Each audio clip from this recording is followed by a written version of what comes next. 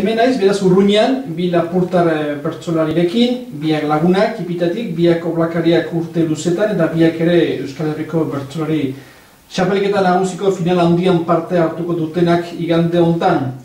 Amets Arzailuz eta Sustrai Kolina, Sustrai eta Amets, Barakaldoko Bek areto erraldoien izanen dira bertsotan, 15.000 lagunen aitzinean, egunon bieri?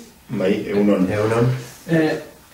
Errukbilari edo eliteko futbolari sentsazioa ukaiten alda, 15.000 jenderen aitzinean kantatzerako momentu hartan? Ez dakit sobera behar goi mailako kirolari horiek eta horiek biltzen duten jendetzaren aurrean zer sentitzen duten, gero pentsatzen dut maiz sentitzen duzuna egitera zoazen aktibitatearen araberako zerbait ere izaiten dela, eta gure ez da kirola edo naizta burua pixka bat kirolari batek bezala estutu eta tentsio hortan eta zer ditu genezaken ez da gauza bera. Nik behar bada ez dut kopuru horrengatik nere burua guztiz ikaratan eta beldurretan sentitzen lehen izana gara Sustrai eta biak eta impresioa izaiten dut 13.000 edo 15.000 persona gauz ederra eta gauza handia da, baina behin kopuru batetik gora zenbaki denak berdintsuak egiten zaizkit neri begietara. Ni pixkat miopea banaiz ere, eta ezagitea. Horreitia, baina egia erran, esan 1.000, 2.000 edo 3.000 tigora dena ikusten duzu zera handi bat, eta orduan saiatzen naiz ez sobera hori dela eta saiatzen naiz ez kezkatzen behintzat. Sustrai? Baina nire gauza bera, eta gainera gogoan eukitzen bersolari baten preokupazioak 15.000 personaren aitzinean edo 15 lagunen aitzinean berberak direla eta da bersoa ongi egitea.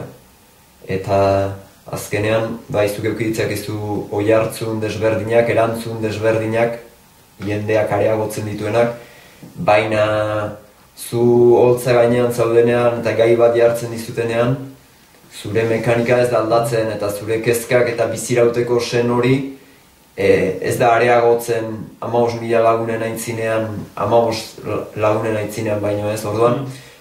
Ni saiatzen naiz zentratzen egin behar dudan hortan, niretzat oinarrizkoak diren gauza horietan, eta orduan 15.000 egon edo gutxiago edo gehiago, ez dit eragiten, gero jartzuna eta ematen direzuen jarraipen mediatikoa asko zabalagoa dela. Ondokoa da beharra da, ez?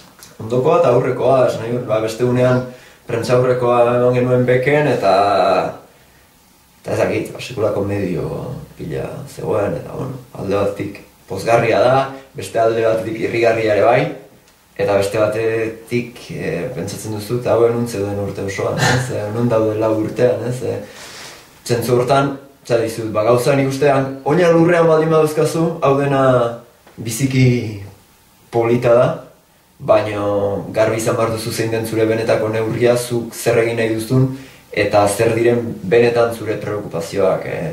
Itxutzen baldin bazara eta zuretzat importantena bihurtzen baldin bada elkarrizketak eman, eta 15.000 persona edo 13.000 edo zenbaki horiek, esango nuke boleto guztia dauzkazula final txar bat egiteko. Unkitzen zarete, emozionatzen zarete horrelako final handi bateko bertzuekin edo ez duazunak harturik kantatzen dezu epxan lotuta? Zuen buruari usten diozue joaten edo ezin da? Ni uste dut sobera ezin dela.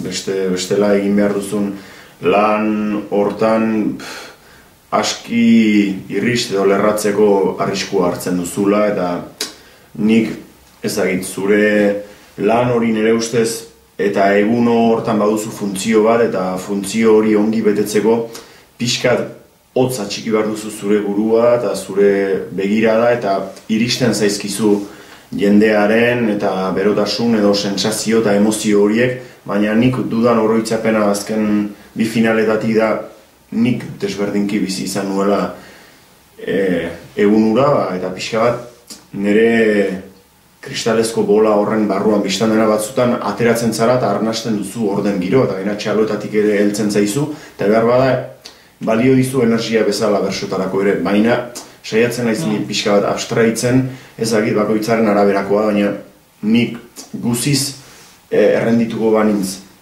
han gertatzen ari den horren aintzinean, edo jendeak bizi duen, edo olatua sortzen baldin bada arek eramaten uzten baldin baduzu, behar bada norbaiteko ekin lezake bersotan niretzat ez balio.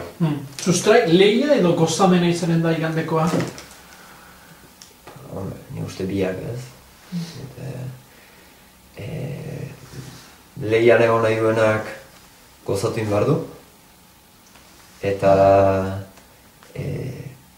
gozamenaren parte bat bada lehian egotea. Lehian egon zindezke besteekin, egon zindezke jendearekin, baina uste bersoaren lehia importanteena norbere buruarekin izaten dela, ez? Ni behintzat, aurreko finaletatik baduzkat damu batzuk, eta damuetako bada, hain aukera eta gertoki ederrean, berso batzuk alferrikatu izana. Momentu hortan zaudelako, apar baten gainean, lasai xamar agian, ez zaudelako zure burua hain estutzeko grinez, baina ni ustez zure buruarekin lehiatzen ez baduzu oso zaila dela gozatzea final batean. Eta besteekin lehiakorrak izan behar du bertsolariak olako final batean, zuek lehiakorrak zarete? Besteekiko ere, ez bakarrik zuen buruarekin? Nik uste dut besteekiko lehiakorra esaten dudanean niz naizari kirola irizpidetan ulertzen dugun lehiaz. Ni ari naiz dialektikoa izan liteken lehia batez. Gai bat jartzen dizutenean, zuk beste baino hobeki ere egin nahi duzu. Zuk arrazoiak akotsen artean, zure jartzen dizuten paperera ekarri nahi duzu, defenditu nahi duzu paper hori albezain ongien. Eta hori joko arau bat bihurtzen den momentutik, ondokoarekin ere, ari zara lehiatzen gainera, bersoa badu oso gauza kurioso bat, nik nire saio honena egiteko, nire ofizio lagunak bere saio honena egitea ezinbestekoa bihurtzen duela. Orduan, hor badago inungo kirol lehietan ez dagoen parametro bat, ez? Nik desiatzen egoten naiz nire kantu lagunak bere eguneko ofizio honena nirekin egin dezan. Desiatzen egoten naiz. Zergatik, nik are hobea egin ahal izateko. Irabaztera aterako zarete, zara, amets, igandean? Bai, irabaztera atera daiteke uste dut edozein aradoanak gauza da, irabazte horri bakoitzak zentzu ematen dion. Ez da, hasieratik esplikatu dugun gauza da, ez gara kirolari lehiakorritsuak bezala nik ez dut ikusten nire burua edo berso saio bat, eta nahiz eta txapelketa izan, hor ere uste dut gauza horiek pixkat aldatzen direla, nahiz eta lexiko hortan nahi baldin bada mantendu. Nik irabazteari zentzu bat ematen diot, eta adibidez izan daiteke egun hortan bakoitzak bere marka uztea nunbait, bersoren batzuk lortzea jendearen gogoan txertatzea, eta iraunkor xamarrak izatea hori lortzea nik uste dut badela erronka baten aurrean irabaztea. Gero, biztan dena txabelketa da, lehiaz ere hitz egin dugu, eta hor badago matematika kontu bat, eta hor irabazteak badu beste zentzu bat, baina nik uste dut, lehenik guk edo bakoitzak hartzen du nahi duen gisa, baina beste irabazi horiek nahiago ditut lehenetsi, eta gero bestelako irabazi horiek gertatzen baldin badira, matematikak ez nahu gehiagi itxutzen eta kezkatzen, baina bukaeran egongo da epai bat, eta hartan beti izaten du norberak, alik eta autokritika edo kanpokritika onenaren aurrean egoteko nahi bat, eta lagun artean egon da ere, norberak pentsatzen du satisfakzio desberdina izaten duela, segun eta atzeko iskinan gelditzen den, edo aurreratsuago gelditzen den, batetik aurreratsuago gelditzeak barbada eguna luzatzea ekar dezakelako, baina uste dut hori guztia bestelako irabaztearen zentzu guztien atzetik datorrela eta askotan ondorio logiko bat dela. Euskal Irratietan gira, beraz, hemen Ondaizuera saio hontan, eta hemen dituko beraz sustrai eta amets eta sustrai. Unai Iturriagak zioen aste hontan finalean izateak bertso saioa initz segurtatuko zizkiola urtean zehar, ogibide gisarare ikusten zuela berak txapelketa hau. Nola bizi dizu zuek hori? Nik txapelketa hau ez dut ikusten ogibide bezala, nik bersoa ikusten dut ogibide bezala. Bai nire kasuan, bai ametsen kasuan eta bai Unaien kasuan, egia da, urte bukaeran gure diru sarrera edo diru iturri nagusiena, seguraski bersotatik datorrela eta zentzu hortan, finalean egoteak edo ez egoteak, hurrengo urteko agenda baldintzatu dezakela, garbi dago. Baina era berean, uste dut gauzak ez direla hain dramatikoak edo eta erlatibizatu ere egin behar direla. Niri atera zaizkit txapelketa txarrak eta hurrengo urtean segitu izan dut kantatzen plazan. Horre egoteak beti laguntzen du, baina ez dizut denak entzen. Jendeak ez dizut deitzen txapelketa batean 3. edo 4. egin duzulako bakarrik.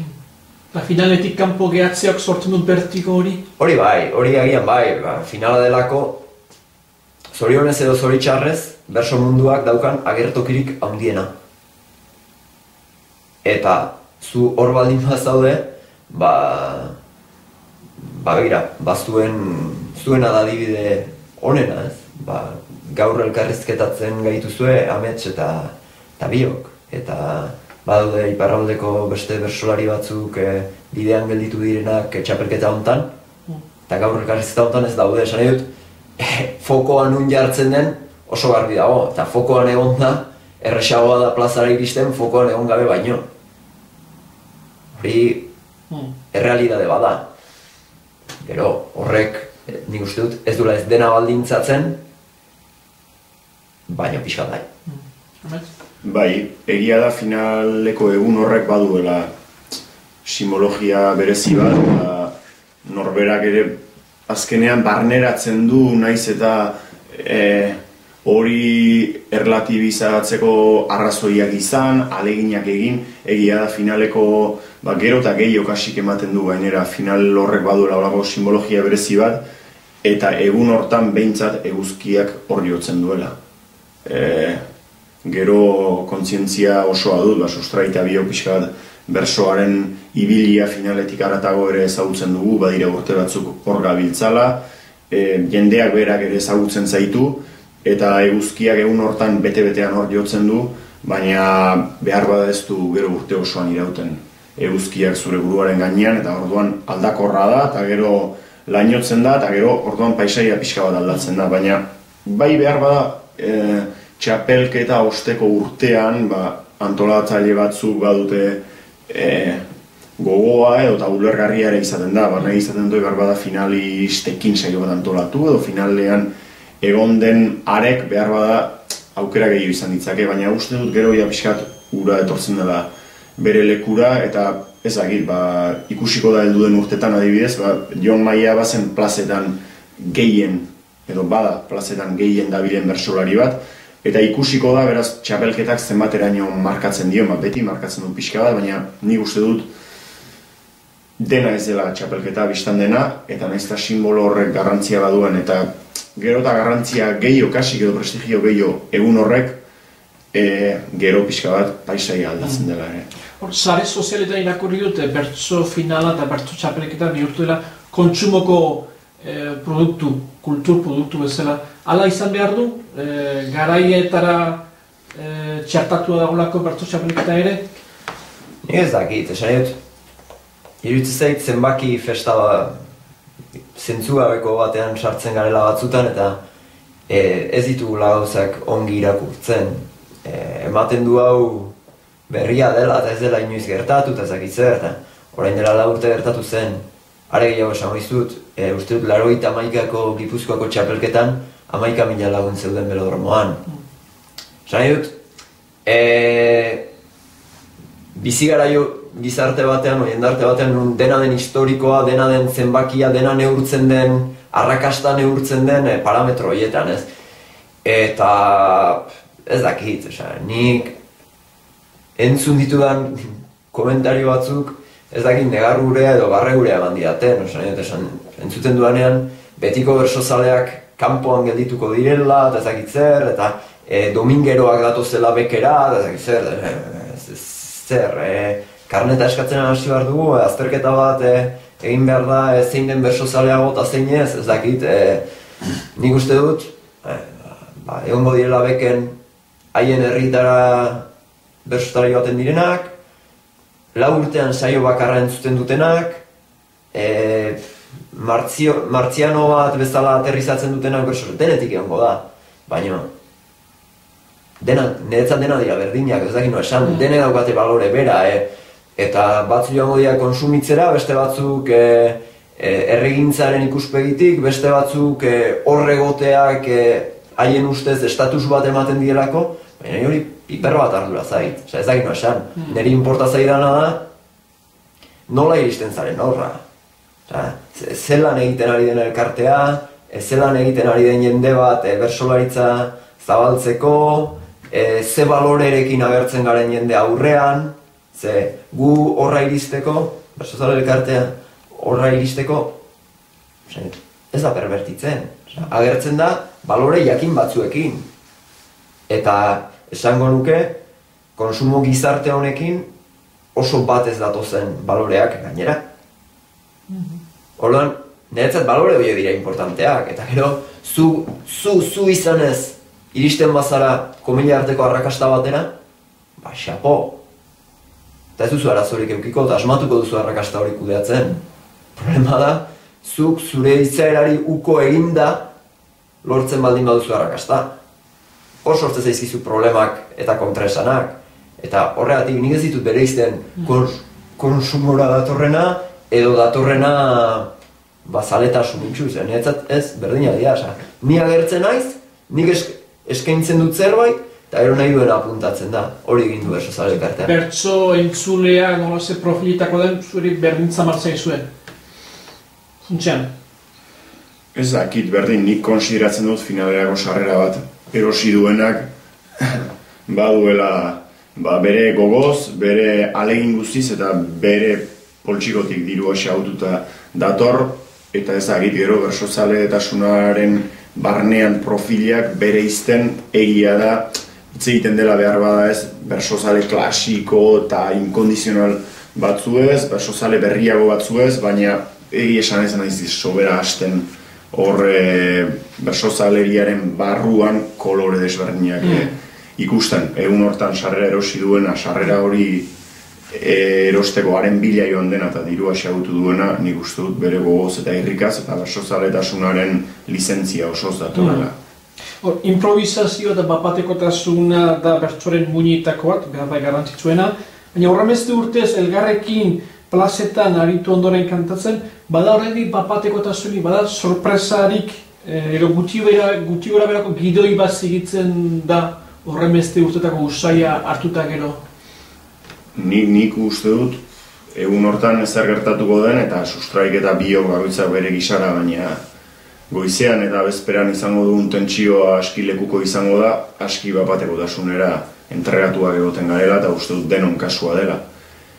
Gero nahi baldin bada pixka sakondu urroietan zenbat ezagutzen dugun elkar eta aste oroko ibiliak bapatekotasun horren baitan behar bada mekanismo edo konplizidade batzuk sortitzake eta zuk bestearen improvisazioan pixka bat ezagutzen duzulako persona eta arekin ari baldin bazara kantuan ikusten ezake behar bada nundik bere joerak zer diren eta dialektika horretan pixka bat antizipatu zintezke batzutan, baina bapatekotasunaren denboraren barnean gertatzen den gauza da nik ezagit, esan ez dut uste bapatekotasuna edo improvisazio hori inork zalantzan jartzen duenik kasu horretan eta guk lehen esan dudana, guk izango dugun tentsio eta ikara da zer datorren ez jakite horrek uste dut aski isladatuko duela hori.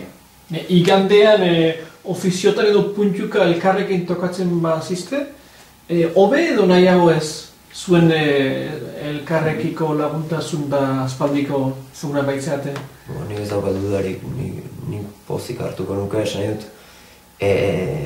ezagutzen duzun batekin prosesan egitea beti da konfiantza oinarri bat, eta bapatekotasun orok zenbat eta oinarri sendoago eduki, garatzeko bide askoz luzeago eukitzen du, eta hori batetik personalki ematen dian lasaitasuna, eta bestetik ibilbide baten ondoren zure betiko batailetako lagunarekin bersoak duen agertoki gorenean momentu bat konpartitzea eta gaina baldin bada betirako gelditzen den ofizio horietako bat uztea, erronka handia da eta erronka kolektibo bat, baina baita erronka intimo bat ere bai, eta gauza horiek bizi dituzunean mikroaurrean nik uste betirako gelditzen direla bai intimoki eta bai kolektiboki asmatzen baldin baduzu ez da. Eta hori niretzat behintzat aliziente handi bat da, eta amets finalean egoteak niri asko laguntzen dit, eta ematen dit behintzat norekin komunikatua hitz egin gabe askotan, baina lasaitasun bat ez, oinarri, konfiantzazko oinarri hori eraikitzerakoa. Bai, gutxi gora bera hildo berdinetik. Nik pixkat behar bada esanen nuke sustra egin 1000 aldiz kantatu dugu, ez da esan beharrik. Txapelketan ere, askotan, eta behar bada memoriak pixka bat tronpatzen zaitu batzuetan, baina ni sustra egin saio egunak gogoan baditut, uste dut txarrak asko ingo genituela, baina on batzuk ere baitartean eta memoriak aukeratzen ditu horiek, eta orduan sustraiekin badugun konplizidade horrekin nik uste dut printzipioz oinarri on batzuk badaudela saioa izango litzateken, baina hobeagoa ateratzeko, memoriak ere olago printzak ematen dizkidalako eta iritsi izan garelako leku batzutara merezi duena berriz ibiltzeak. Orduan alde hortatik niretzat gero bersotan edo zer gertatzen daiteke eta bapatekotasunak alde batera edo bestera eramaten zaitu, baina nik esan nuke a priori hobea dela hain hurbileko persona batekin pasatzea eguna eta aritzea kantari egun horren barnean, eta eguna pasatzeko ere biztan dena nik uste dut esan duena sobera ez mintzaturik ere elkarrekin edo senditzen duzu babes psikologiko bat inguruan, eta horrek laguntzen dizu egunaren zama hori eramaten.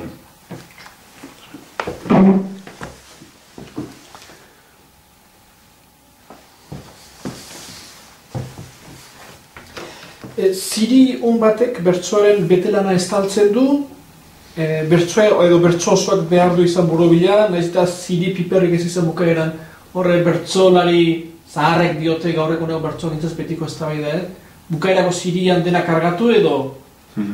Eta biak ez dira posible. Bertsolari honek hori dute ez? Bazakit. Nik uste dut.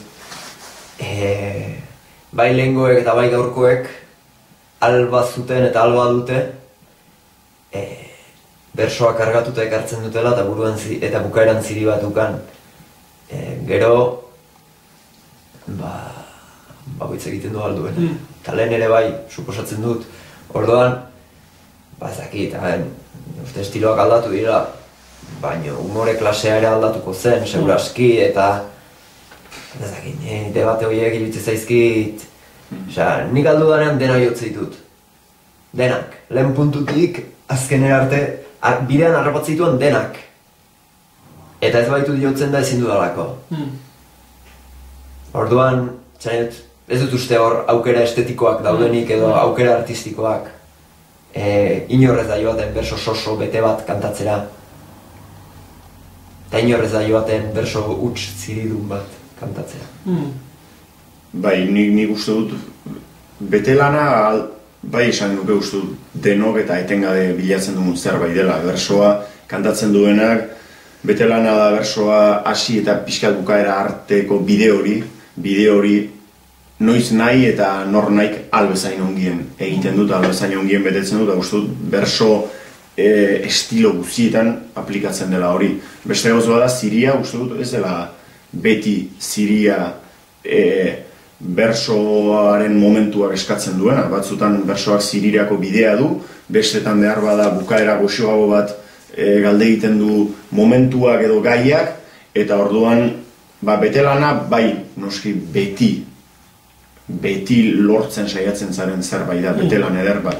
Ziria ez nituzke biak neurri berean jarriko, eta gero zorionez pentsatzen dut berso honaren formula lehen ere itzen izanen, eta orain ere ez da bakarra, eta berso honaren gailurrera iristeko bide desberdin asko daude, bersolariak ere aski desberdinak bagara gure artean, eta bakoitzak bere ibilbidetxoak ditu, eta batzuena behar bada ziri zaleagoa da, beste batzuena ez hainbeste, baina berso honaren errezeta bakar bat ez dago. Finala da maratoi bat bezala, luzea, gogorra, eta maratoiden 30 kilometro hortan izaten da beti txakalaldi bat ez, apalaldi bat. Txapelketa finalean ere, eta zuen esperientzien arabera, izaten da dira lauzogune batzuk, edo beti zaudete konzentratuta? Izaten dira, eta batzutan 3 kilometroan ere bai, eta beste batzutan, ez dakit, 15-garrenean, ez dut uste nekearekin bakarrik zerikusia duen zerbait dela da, momentu batzuetan aldarte hobean zaude bestetan baino, momentu batzuetan gauzak parerago etortze zaizkizu bestetan baino, momentu batzuetan haize alde dabiltzen lagunekin tokatzen zara, bestetan haize kontra daudenekin tokatzen zaren bitartean. Ni uste parametro asko daudela zurekikoak eta inguruarekikoak, eta lehen aipatzen nizun lehia hor sartzen dela. Eta da momentu txarroiek detektatzen dituzunean, ez esatea, lasai, gero hau eguna luzea da eta eukiko dut momentu hon bat, baizik esatea ez. Momentu txarra orain dut, eta orain borrokatuko dut, momentu txarroni buelta lehen bailen eman, eta bitarte hortan albezain gutxien erortzeko ez. Eta nik uste hor ikusten dela buru indarra, jarrera, eta hortan laguntzen duela esperientziak ez. Aldiro, zure burua jartzen bersotarako baldintza optimoetan, inolako txakalaldirik gabe, eta txakalaldia bezain okerragoa izan liteken zerbait, euforia. Ze askotan, maratoiaren 25 kilometroan pentsatzen baldin baduzu errez iristen zarela, azken 10 kilometroetan erori egiten zara. Orduan, nik uste hori dela, etengabeko lehia, zure aldarte optimoaren bila ibiltzea. Bai, nik esango nuke, batetik finalaren esperientzietatik izaten dela momentu bat aski arriskutsuan ere kasuan, eta da finala goiz arratsalde izaten da, eta eguerdiko geldialdi hori egia da aski berezia dela, gu ohitua gaude finalerdietan, bestelako saioetan hasi eta buka egiten, eta nolabait hasi eta buka zure ibilbide psikologiko hori behar bada menperatzen duzu edo menperatzen saiatzen zara, baina finalaren egunean bada hor geldiune bat, eta arratsaldean itzultzea eta berriz tentsio horretan sartu eta sentsazio onak ukatea ustez ezagit ez da beti hain erresa, eta hor bada momentu arriskutsu bat. Bestaldetik, esanen nuke finala bai bada maratoi luze bat, baina aski maratoi berezia zen da maratoi bat lasterketa txikiz betea dagoena. Ez da maratoian bauzu hasita buka ritmo bat, edo pinoiz korritu nik maratoi bat, baina berso da onda hasi, bukatu, eseri eta berriz hasi barzara, eta momentu horiek aski bereziak izaten dira, eta orduan lan mikroaren aintzinean iten duzu, edo mikroaren ondoan, baina gero eseria zarenean zure buruak lan psikologiko aski handia egiten du, da aski zaila batzutan, eta orduan biztan dena nik uste dut, pixkat ahulaldiak edo ez da izango kasi bersolaririk final bat, edo ez dago saio bat, ahulaldi txikienik gabe pasatu denik, denek izan ditugu, edo nik gogoan dut, saio oro kasik izaten duzu momentu bat ahulxeagoa, noski gakoa dena da zu hartzen zara, baldin bada ez beste inorro hartzea hortaz.